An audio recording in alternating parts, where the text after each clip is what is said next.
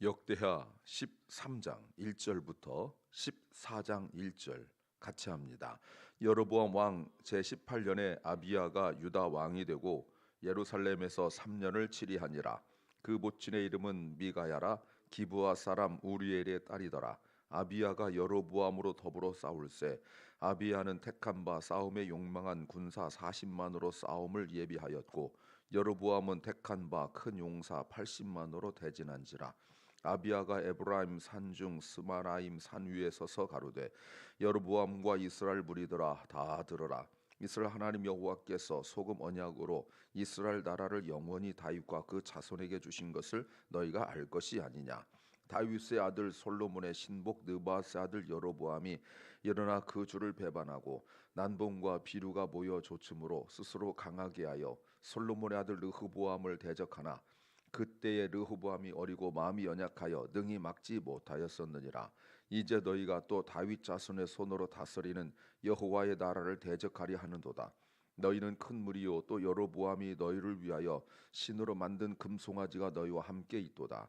너희가 아론 자손 된 여호와의 제사장과 레위 사람을 쫓아내고 이방 백성의 풍속을 쫓아 제사장을 삼지 아니하였느냐. 물은 누구든지 수송아지 하나와 수양 7을 끌고 와서 장립을 받고자 하는 자마다 허무한 신의 제사장이 될 수 있도다. 우리에게는 여호와께서 우리 하나님이 되시니 그를 우리가 배반치 아니하였고 여호와를 섬기는 제사장들이 있으니 아론의 자손이요 또 레위 사람이 수종을 들어 조석으로 여호와 앞에 번제를 드리며 분향하며 또 깨끗한 상에 진설병을 두고 또 금등대가 있어 그 등에 저녁마다 불을 켜나니 우리는 우리 하나님 여호와의 계명을 지키나 너희는 그를 배반하였느니라. 하나님이 우리와 함께하사 우리의 머리가 되시고 그 제사장들도 우리와 함께하여 경고의 나팔을 불어 너희를 공격하느니라. 이스라엘 자손들아 너희 열주의 하나님 여호와와 싸우지 말라. 너희가 형통치 못하리라. 여로보암이 유다의 뒤를 둘러 복병하였으므로 그 앞에는 이스라엘 사람이 있고 그 뒤에는 복병이 있는지라. 유다 사람이 돌이켜보고 자기 앞뒤의 적병을 인하여 여호와께 부르짖고 제사장은 나팔을 부니라. 유다 사람이 소리 지르매 유다 사람의 소리를 때에 하나님이 여로보암과 온 이스라엘을 아비야와 유다 앞에서 쳐서 패하게 하시니 이스라엘 자손이 유다 앞에서 도망하는지라. 하나님이 그 손에 붙이신 고로 아비야와 그 백성이 크게 도륙하니 이스라엘의 택한 병정이 죽임을 입고 엎드러진 자가 50만이었더라. 그때 이스라엘 자손이 항복하고 유다 자손이 이기었으니 이는 저희가 그 열주의 하나님 여호와를 의지하였음이라. 아비야가 여로보암을 쫓아가서 그 성읍들을 빼앗았으니 곧 베델과 그 동네와 여사나와 그 동네와 에그론과 그 동네라. 아비야 때에 여로보암이 다시 강성치 못하고 여호와의 치심을 입어 죽었고 아비야는 점점 강성함에 아내 14을 취하여 아들 22과 딸 16을 낳았더라. 아비야의 남은 사적과 그 행위와 그 말은 선지자 이도의 주석책에 기록되니라. 아비야가 그 일주 함께 잠에 다윗성에 장사되고 그 아들 아사가 대신하여 왕이 되니 그 시대에 그 땅이 10년을 평안하니라. 아멘. 르호보암의 아들 아비야의 통치 이야기입니다. 아비야의 그 3년간 통치 이야기인데 단 하나의 사건만 나와 있죠. 북이스라엘 여로보암과의 전쟁입니다. 이것은 열왕기상 15장 1절부터 8절의 내용으로 자세하게 나와 있는데 열왕기상의 내용보다 약 3배 정도의 길이를 가지고 내용을 자세하게 다루고 있습니다. 매우 중요하기 때문에 그렇죠. 열왕기상에서는 아비야의 이름이 아비얌으로 나와 있습니다. 같은 인물입니다. 오늘 또 하나 나와 있는 것이 여로보암이 죽었다라는 내용을 다루고 있습니다. 설교 제목은 진정한 용기는 위기의 때가 드러난다. 진정한 용기는 위기의 때에 드러난다. 는 제목입니다.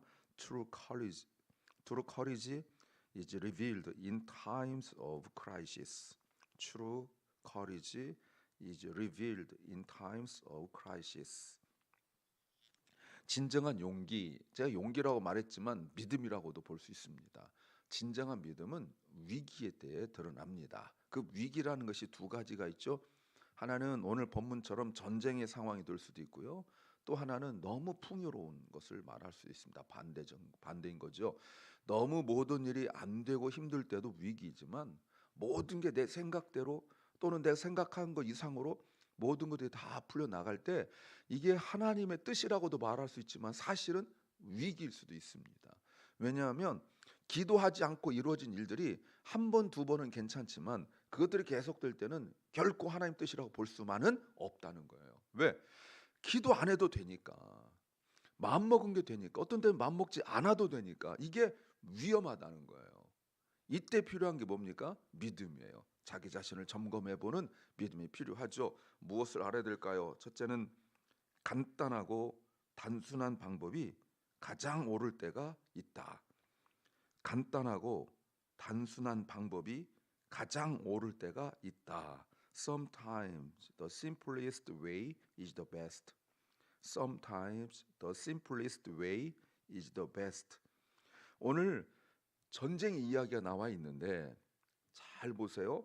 1절에 여로보암 왕 제18년에 아비야가 유다 왕이 되었습니다. 그리고 예루살렘에서 3년을 치르했어요.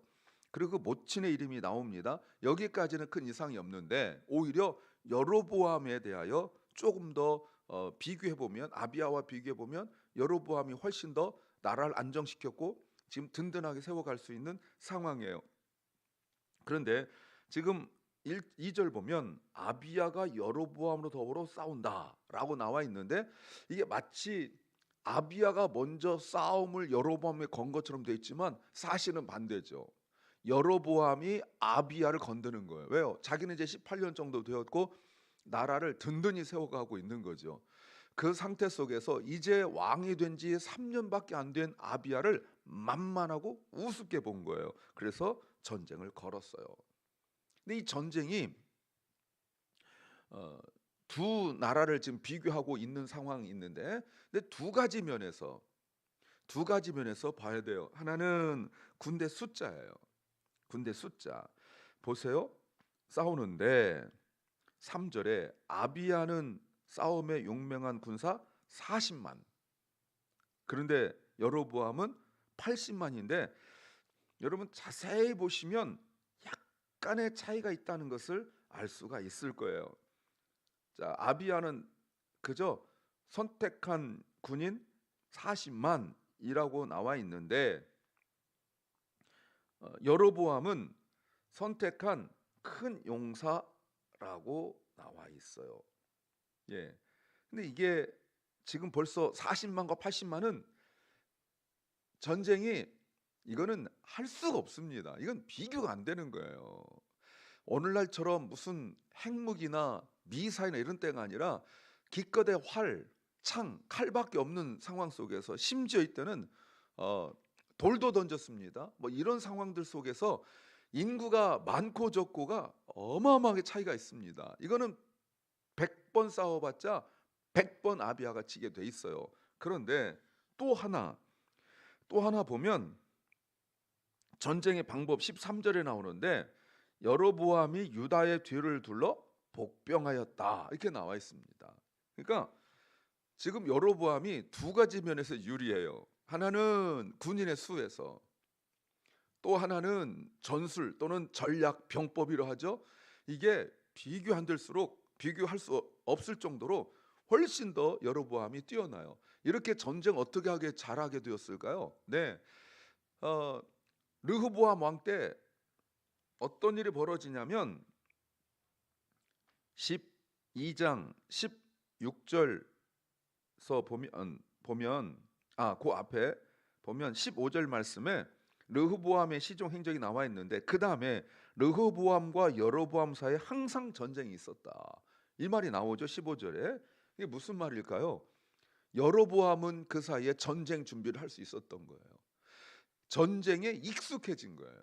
아비암은 처음 전쟁에 나간 거예요. 여러분 이게 백전노장하고 그리고 이 80만이라는 사람들은 늘 전쟁에 익숙했던 사람들이라고요. 병법에도 능하고 싸울 줄 아는 사람들이에요. 그래서 남유다 이 조그만 그 지역을 쓸고 내려와서 한꺼번에 다 점령해 보려고 하는 거예요. 여러분 오늘날도 80만은 어마어마한 군대입니다. 여러분 지금 대한민국 군대가 옛날에 100만 정병 뭐 이랬는데 이제는 그렇지 않습니다. 이제는 기껏해야 한 40만 정도밖에 안 돼요. 굉장히 적습니다. 지금 남한의 인구가 5천만이 넘는데 여러분 그 중에 지금 군인의 수가 40만 뭐 이 정도밖에 안 돼요. 물론 예비군까지 합치면 훨씬 더 많다고 얼마 전에 이재명 대통령이 그 말씀하셨지만, 이런 상황 속에서 뭐 방법이 없어요. 여로보암은 전쟁하려고 많이 준비했고 또 조건도 좋고 방법도 좋아요. 그런데 결론적으로 보시면 유다가 북이스라엘이 보십시오. 북이스라엘이 17절 아비야와 그 백성이 크게 북이스라엘을 도륙하니까 이스라엘 택한 병정이 죽었고 50만이 죽었어요. 여러분 80만 중에 50만이 죽었어요. 그리고 18절 그때 이스라엘 자손이 항복하고 유다 자손이 이겼다라고 말하고 있고, 그리고 19절 아비야가 여로보암을 쫓아가서 성읍들을 빼앗고 그 땅들이 나오고, 그리고 20절 말씀에 여로보암이 죽었고 이런 말들이 나와요. 여러분 이게 어떻게 된 일이냐는 거예요. 어떻게? 방법은 아주 심플하고 아주 단순한데 14절 위기의 순간에 14절 유다 사람이 돌이켜보고 자기 앞뒤의 적병을 인하여, 그 다음이 중요하죠, 여호와께 부르짖었다. They cry out to the Lord.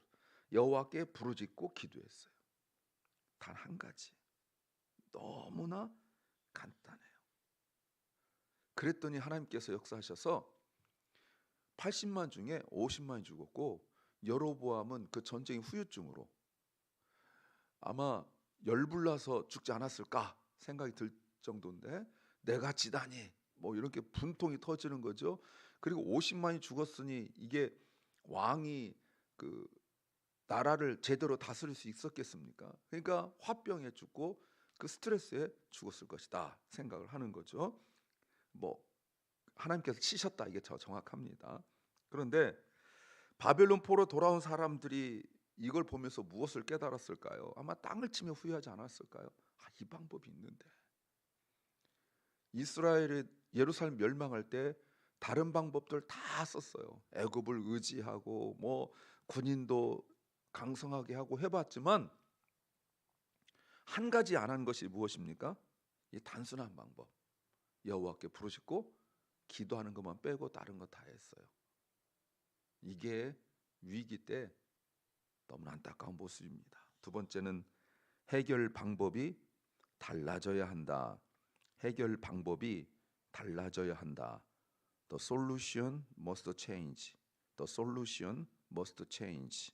자, 5절에 보니까 지금 4절부터 3절에 지금 서로 이렇게 대치 국면입니다. 대치 국면인데 4절 아비야가 에브라임 산중 스마람 산 위에 서서 여로보암과 이스라엘 사람들에게 말하기를 들으라 라고 말합니다. 보세요. 들으라, listen to me 하면서 5절부터 말을 하는데, 앞에 있는 르호보암과 다르고요. 르호보암은 전쟁을 수없이 했지만 한 번도 신앙의 모습을 보여준 적 없습니다. 근데 아비야는 전쟁된 지 왕이 된 지 3년밖에 안 되었는데 전쟁하는 방법이 달라요. 후대 왕들도 이런 왕들이 없었어요. 어떻게 합니까? 하나님의 말씀을 선포하기 시작했어요. 설교하듯이. 그리고 여로보암의 그 잘못된 것, 여로보암과 함께 하고 있는 이스라엘 군인들의 잘못된 것에 대하여 아주 분명하고 확실하게 준엄하다라고 말하죠. 준엄하게 꾸짖고 있어요. 너희가 잘못하고 있다. 하나님을 버리고 하나님을 섬기는 제사장들을 버리고 그리고 내쫓고, 그리고 돈 받고 제사장을 세우고, 그리고 우상을 섬기고 있다라고 말하고 있습니다. 물론 열왕기상 말씀에서 보시면 15장 3절에 아비암이 아버지 르호보암과 같이 하나님 보시기에 하나님 앞에서 온전하지 못하였다라고 분명히 밝히고 있지만, 오늘 본문에서는 아비야의 그런 모습보다 그 위기의 순간에 하나님의 말씀을 붙들었다는 걸 보여주고 있는 거죠. 이게 역대기의 특징이에요. 아비야가 전쟁터에서 말하고 있는 걸 보셔야 돼요. 80만 명을 앞에 두고 벌벌 떨지 않았습니다.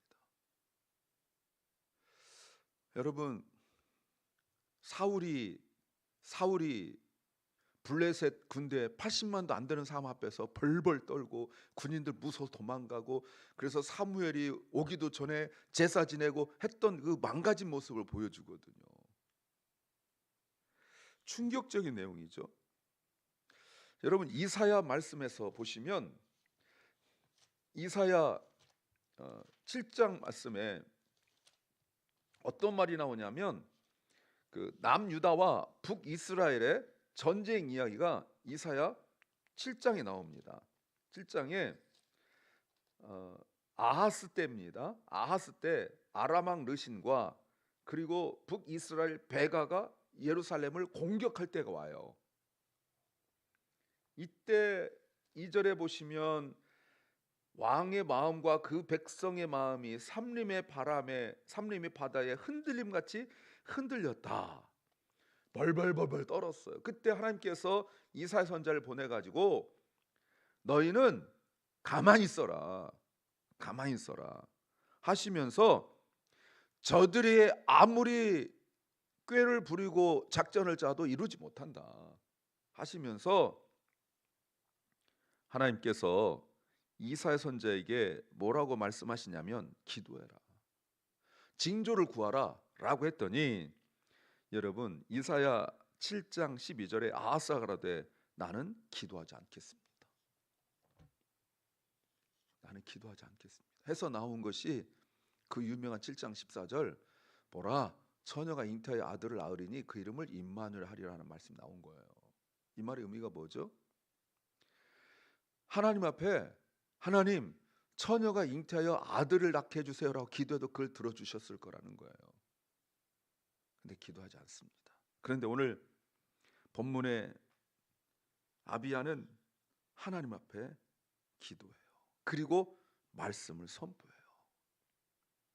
그러면서 하는 말, 너무너무 유명한 말씀, 소금 언약을 이야기합니다. 여러분, 이 보이십니까? 5절에 소금 언약이란 말은 정말 중요한 내용이에요. 하나님과 다윗이 세운 언약을 소금 언약이라고 말합니다. 이거는 주님이 영원히 공급하신다, 변하지 않는다. 여러분, 소금이 그 맛을 잃으면 무엇으로 짜게 할 것이냐, 주님께서 말씀하셨잖아요. 마태복음 5장 13절 이하에서 말씀하셨잖아요. 그런데 민수기 18장 19절 말씀에서 그 말씀하신 거예요. 소금 언약에 대하여. 그리고 무슨 내용을 이야기합니까? 여로보암과 그 백성들이 르호보암을 떠나면서 했던 말이죠. 다윗을 버렸다, 우리는 다윗과 아무 상관없다라고 말했지만, 그들은 다윗과 상관없다라고 말했지만 하나님은 다윗을 버리지 않고 함께 하신다는 거예요. 왜요? 언약이니까. 하나님 언약은 변하지 않죠. 언약의 하나님이시잖아요. 뿐만 아니라 어떤 얘기하고 있습니까? 지금 이 전쟁의 힘든 상황 속에서 아비야는 전쟁의 다른 방법을 이야기하고 있는 거예요. 작전을 짜고 또 어떻게 공격할 것인가, 그런 이야기를 하지 않고 무엇을 합니까? 말씀을 선포하고 그들을 깨우치고 있어요. 위기의 순간에 해결 방법이 달라야 돼요. 급급하고 또 정신없어서 세상적 방법을 따르지 않았다는 겁니다. 세 번째, 확실한 체험이 간증이 되어야 한다. 확실한 체험이 간증이 되어야 한다. A real experience must become a testimony. A real experience must become a testimony. 아비야가 어떤 말 하는지 보십시오. 12절. 하나님이 우리와 함께 하신다. 그리고 우리의 머리가 되신다 라고 말씀하고 있죠. God is with us. He is our leader. 우리의 리더라는 거예요. 이건 어마어마한 고백입니다. 그래서 그 위기의 순간에 말로만 하나님은 나의 주님이시야 라고 말만 하는 것이 아니라 13절에서 그 위기의 순간에 하나님께 부르짖고 기도했어요. 그랬는데 15절 하나님께서 유다 사람이 소리 지를 때에, 기도할 때에 막 공격해하고 있는데 막 주여 소리 부르고 제사장 나팔 불고 막 이럴 때 하나님께서 임하셔서 하나님 대신 전쟁하세요. 그래서 그들을 멸망시켜요. 그래서 심지어 19절 말씀에 더 많은 땅을 차지하게 된 거죠. 그런데 한 가지를 간증해요. 뭡니까? 18절 말씀에 그때 이스라엘 자손이 항복하고 유다 자손이 이겼는데 이는 설명하고 있죠. 저희가 그 열주의 하나님 여호와를 의지하였다. 잘 보세요. 그들이 여호와를 의지했다 라고 말씀하고 있어요. 승리의 이유지요. 이거는 철저한 체험이죠. 그리고 전쟁에서 돌아온 군인들이 사람들에게 간증했다는 뜻이에요. 아니 그 전쟁에서 어떻게 이겼어? 라고 말할 때 이 사람들이 흥분한 거죠. 적군이 우리보다 훨씬 더 많았고 우리보다 방법도 좋았고 우리를 공격할 때 우리는 그들을 이겨낼 방법이 없었고 싸우다 진 것이 아니에요. 벌써 시작하자마자 이미 끝난 싸움이었어요. 그때 우리가 할 수 있었던 것은 하나님을 부르짖고 기도하는 것밖에 없었다. 그랬더니 하나님께서 이렇게 이기셨다라고 이야기했다는 거예요. 간증했다는 거예요. 여러분, 당연히 죽어야 되는 상황에서 이긴 것은 우리의 실력과 능력과 힘이 아니었고 하나님의 도우심이었다라는 거죠. 그렇다면 바벨론 포로에서 돌아온 사람들이 이걸 읽었을 때에 역시 땅을 치면서 후회할 게 뭐예요? 그때 우리가 기도했어야 되는데, 우리가 기도했어야 되는데, 국력이 약해서, 군사력이 약해서, 병법이 나빠서가 아니라 영역, 믿음이 약해서 진 거라는 거예요. 하나님을 의지하지 않았기 때문에 간증이 없는 거예요. 체험이 없으면 간증이 없어요. 사랑하는 여러분, 국가의 운명을 결정하는 전쟁에 이긴 방법을 잘 보시라는 겁니다. 그렇다면 전쟁보다 더 약한 상황들 속에서는 어떻게 되겠어요? 내 힘으로 합니까? 역시 기도해야 하는 것입니다. 이 진정한 믿음은 위기 때에 드러납니다. 기도합니다. 주님, 우리가 전쟁 같은 상황들 또 그보다 못한 상황들 속에서 그 위기의 때에 우리가 진정한 믿음이 드러나게 하옵소서. 다른 방법 찾고 또 전전긍긍하여 힘들어하고 낙심하고 스트레스 받고 그러지 말고 주님 앞에 나와 기도하게 하여 주시옵소서. 아버지, 사랑 결란과 우리 사랑하는 자녀들을 주님이 지켜주시니 감사합니다. 그들이 하나님을 더 가까이 하게 하여 주시옵소서. 병중에 있는 연약한 성도들을 주님께서 치유하여 주시고 저들의 몸도 저들의 마음도 치유하여 주시옵소서. 아버지, 오늘 9월 마지막 날입니다. 지난 한 달도 주님이 지켜주셨고 함께 하셔서 무엇보다도 날마다 새벽에 기도의 자리 지키게 하신 줄 믿고 감사합니다. 다음 한 달도 주의 손에 있사오니 우리가 새벽을 깨워 우리가 기도의 자리에 있게 하여 주시옵소서. 오늘 하루를 주님 앞에 온전히 맡겨드립니다. 하나님, 우리가 순간순간 하나님을 의지하고 생각하고 주의 이름을 부르며 하루를 보내게 하여 주시옵소서. 그때 정말 놀라운 기적 같은 하나님의 도우심을 경험하게 하여 주시옵소서. 예수님 이름으로 기도하옵나이다. 아멘. 하늘에 계신 우리 아버지여, 이름이 거룩히 여김을 받으시오며 나라의 마옵시며 뜻이 하늘에서 이룬 것 같이 땅에서도 이루어지이다. 오늘날 우리에게 일용할 양식을 주옵시고 우리가 우리에게 죄 지은 자를 사하여 준 것 같이 우리 죄를 사하여 주옵시고 우리를 시험에 들게 하지 마옵시고 다만 악에서 구하옵소서. 대개 나라와 권세와 영광이 아버지께 영원히 싸움나이다. 아멘.